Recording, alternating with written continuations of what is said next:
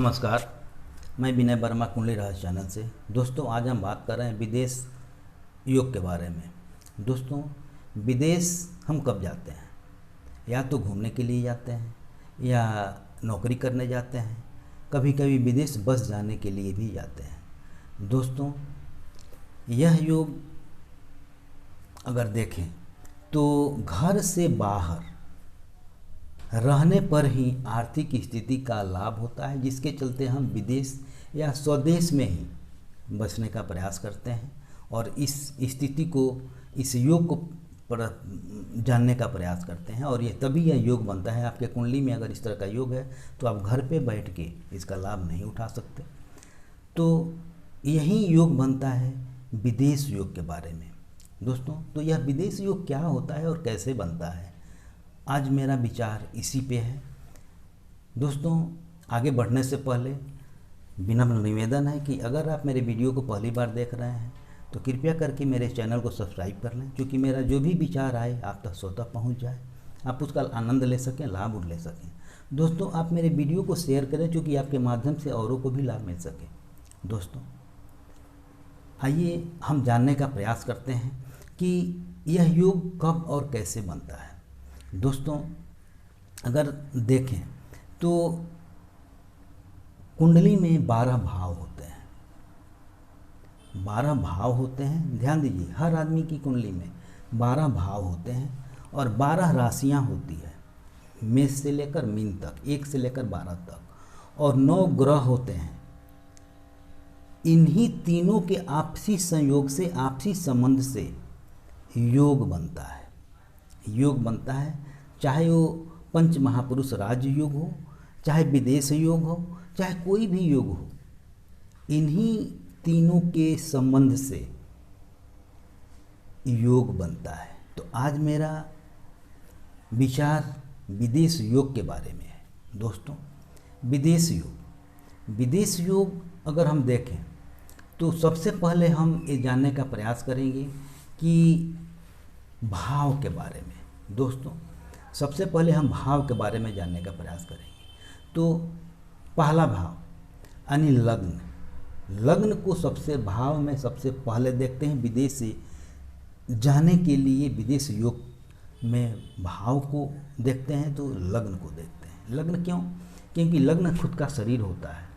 क्योंकि कुछ भी होता है तो सबसे पहले 12 भाव में एक यही भाव है जो एकादश भाव के 11 भाव के जो भी योग है जो लग्न को देता है। तो मिलता तो खुद को है ना, आपको ही है, लग्न को ही मिलता है। तो लग्न का होना अनिवार्य है। अगर विदेश योग बना है तो जाएंगे तो आप ही जाएंगे ना, दूसरा तो कोई जाएगा नहीं। इसीलिए लग्न का अनिवार्य है, इस भाव पे ध्यान देना। दूसरा भाव, तीसरा भाव है पराक्रम का भाव, सहज भाव जिसको बोलते हैं, वो पराक्रम का भाव यानी तीसरा भाव। तीसरा भाव आपके पराक्रम का है, आपके अंदर कितनी क्षमता है जो आप मेहनत कर सकते हैं, घर से बाहर संघर्ष कर सकते हैं। तो ये तीसरा भाव। अगला चौथा भाव स्वदेश का भी है, यानी घर से बाहर लेकिन अपने ही देश में, या फिर संबंध अगर देखा जाए तो कैसा बना रहा है उस पर विचार करना होता है चौथे भाव से, विदेश के लिए या स्वदेश के लिए, लेकिन घर से बाहर का। दोस्तों, अगला भाव है सातवां भाव। सातवां भाव अगर देखें तो लग्न के ठीक सामने होता है, तो आपके व्यक्ति का प्रतिबिंब है। तो सातवां भाव। आठवां भाव को अगर देखें तो आठवां भाव गहराई का है, गहन अध्ययन का है। यह सदा के लिए विदेश में बसा देता है। दोस्तों, तो आठवां भाव देखना जरूरी है। नौवां भाव जो छोटी मोटी यात्रा कराता है, जो उच्च शिक्षा के लिए भी विदेश भेजता है, घूमने के लिए भी विदेश भेजता है, नौकरी करने के लिए भी भेजता है, लेकिन बराबर यात्रा कराता रहता है। छोटी मोटी यात्रा के लिए 9वें भाव को देखते हैं। 10वां भाव कर्म का भाव है। दोस्तों, केंद्र है, कर्म है, कैरियर है, आपकी जिम्मेदारी है, जिसके चलते आप विदेश जाते हैं, कर्म करते हैं, तो 10वां भाव पे देखना जरूरी है। इसके अलावा होता है 12वां भाव। 12वां भाव तो विदेश भाव है ही, अर्थात कुंडली के 12 भाव में मुख्यतः पहला भाव, तीसरा भाव, चौथा भाव, 7वां भाव, 8वां भाव, 9वां भाव, 10वां भाव और 12वां भाव को विदेश योग के में लिया गया है। हो गया, यह हो गया भाव। अब हम बात करते हैं ग्रह की। दोस्तों, कौन से ग्रह हैं जो मुख्य भूमिका निभाते हैं विदेश जाने के लिए? दोस्तों, तो शुक्र इसमें मुख्य और प्रधान ग्रह है, क्योंकि शुक्र के पास वो पावर है जो हवाई यात्रा कराता है, विदेश यात्रा कराता है, क्योंकि यह लग्जरी देने वाला चीज़ है। तो विदेश यात्रा के लिए और हवाई यात्रा के लिए शुक्र ग्रह प्रधान है, मेन है। इसके अलावा चंद्रमा है, राहु है, केतु है, शनि है और सूर्य है। तो यह चीज़ है। अब हम बात करते हैं राशि की। ग्रह हो गया, भाव हो गया, ग्रह हो गया, अब राशि की। दोस्तों, राशि तीन भाग में बांटा गया। एक चर राशि, स्थिर राशि और द्वि स्वभाव राशि। दोस्तों, तो इसमें चर राशि को मुख्यतः लिया गया है। स्थिर स्वभाव की राशि वो कहीं चलने नहीं देगा, एक स्थान पर बैठ के ही काम करने का बनाता है। द्वि स्वभाव जिसका 2 तरह का विचारधारा है, वो भी इसमें सक्सेस नहीं हो पाते हैं, अप डाउन वाली बात होती है। लेकिन इसमें चर राशि जो होती है वो चलने वाली राशि होती है, तो वहीं आपको विदेश तक उड़ान भराती है, घर से बाहर पहुंचाती है, जहाँ से आपको लाभ होता है। तो वह राशि कौन सी है? तो राशि है मेष राशि, कर्क राशि, तुला राशि और मकर राशि।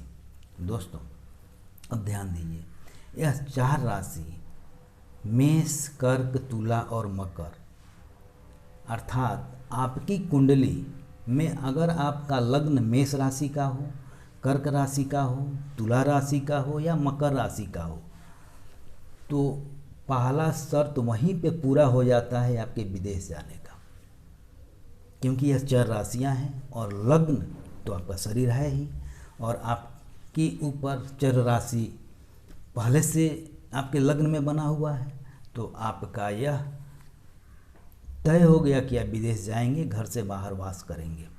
आपके लिए यह योग फिक्स हो गया। दोस्तों, अब हम ये देखेंगे कि इन तीनों का योग, अब योग के बारे में, ये तो भाव हुआ, राशि हुआ और ग्रह हुआ, लेकिन अब इनके योग के बारे में समझ लें। दोस्तों, जब योग की बात करें तो हम ये समझें कि लग्न का स्वामी अगर 12वें भाव में बैठे तो भी विदेश योग बनता है।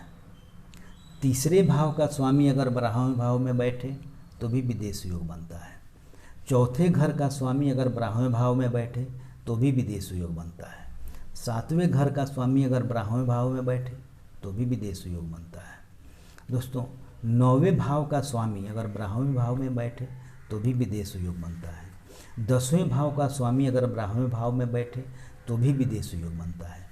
12वें भाव का स्वामी अगर 12वें भाव में ही बैठ जाए तो भी विदेश योग बनाता है।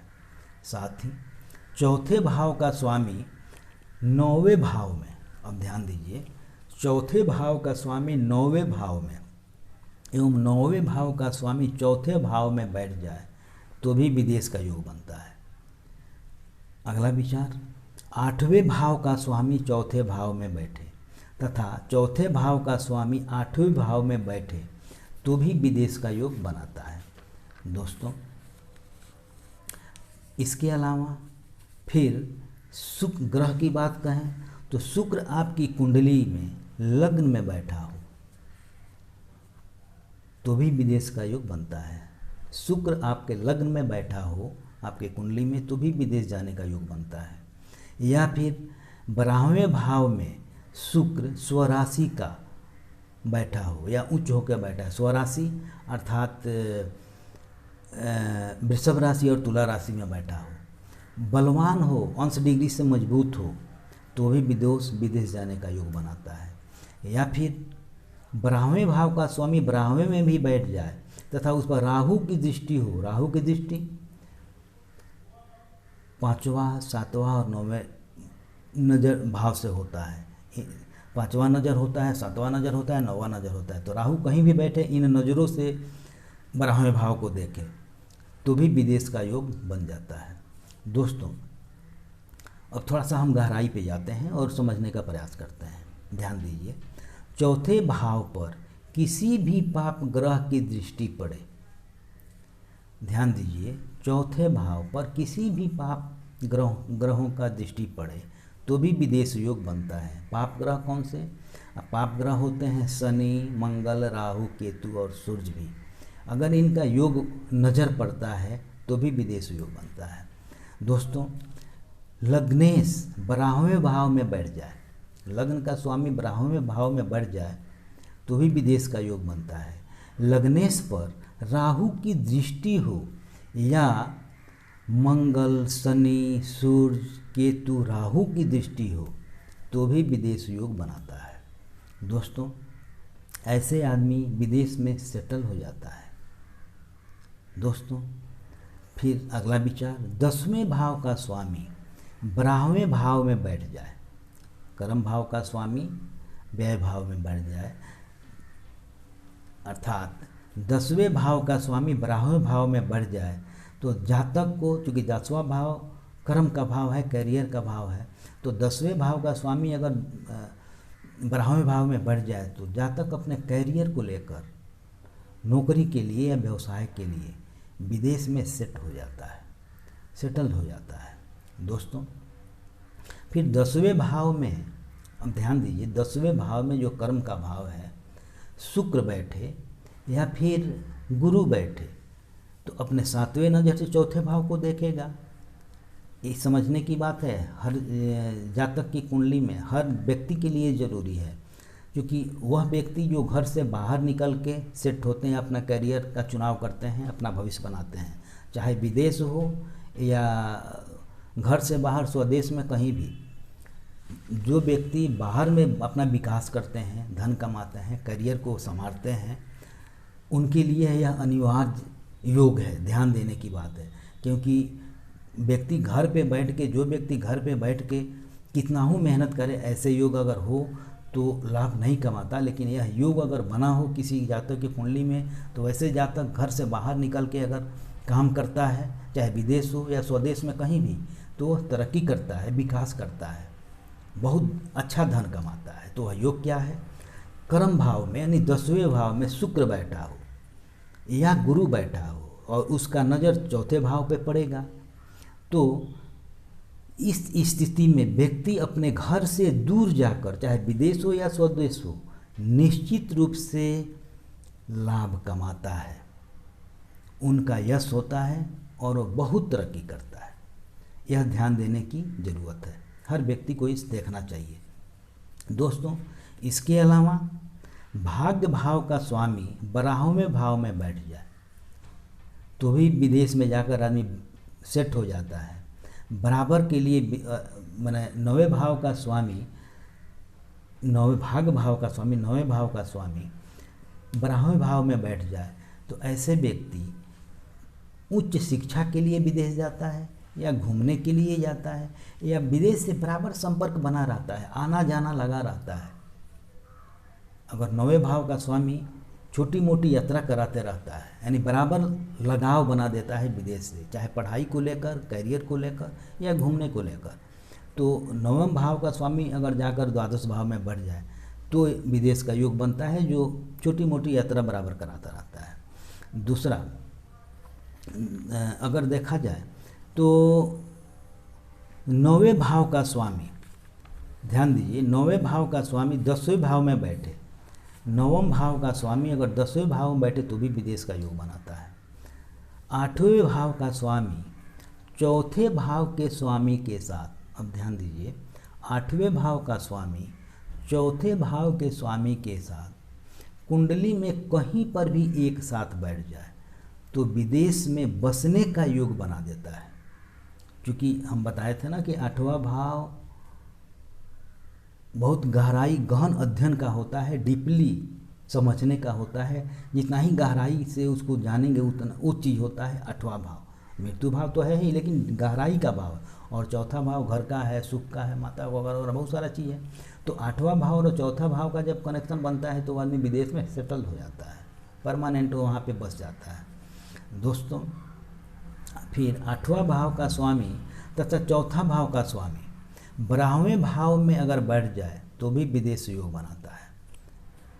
अगला विचार, 9वें भाव का स्वामी 9वें भाव में, ध्यान दीजिए, भाग भाव का स्वामी भाग भाव में ही तथा लग्नेश यानी लग्न का स्वामी लग्न में ही हो तो भी विदेश का योग बनाता है।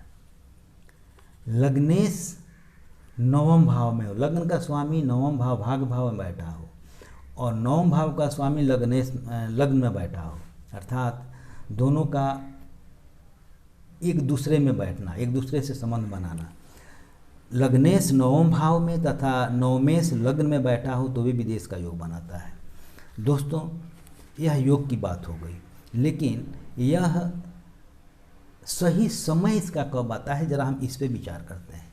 दोस्तों शुक्र चूँकि ग्रहों में विदेश यात्रा के लिए मेन ग्रह माना गया है, तो शुक्र का महादशा और अंतर्दशा चले तो विदेश का जाने का सही समय होता है। या फिर द्वादश भाव में जो राशि बैठा है उस राशि का अगर मान लीजिए 12 मेष लग्न की कुंडली है तो द्वादश भाव में 12 बैठेगा, मीन राशि बैठेगा, तो मीन राशि का स्वामी गुरु हुआ, तो गुरु का महादशा अंतर्दशा चले तो भी विदेश जाने का समय सही समय होता है। या फिर द्वादश भाव में कोई ग्रह बैठा हो और जो भी ग्रह बैठा हो अगर उस ग्रह का महादशा अंतर्दशा चले तो भी विदेश जाने का सही समय होता है। दोस्तों इस समय हो गया, लेकिन इसको थोड़ा सा और गहराई से समझना हो तो थोड़ा सा नवमांश कुंडली को भी देखिए, नवमांश चार्ट को देखिए, उसमें देखिए लग्न को देखिए कि उसमें चर राशियाँ लग्न में बैठा है कि नहीं, उस पर विचार कर लीजिए। फिर सप्तम भाव को, नवम भाव को और द्वादश भाव के ग्रहों की स्थिति को भी समझ लीजिए। फिक्स हो जाएगा कि आपका विदेश जाने का सही समय और सही योग क्या है।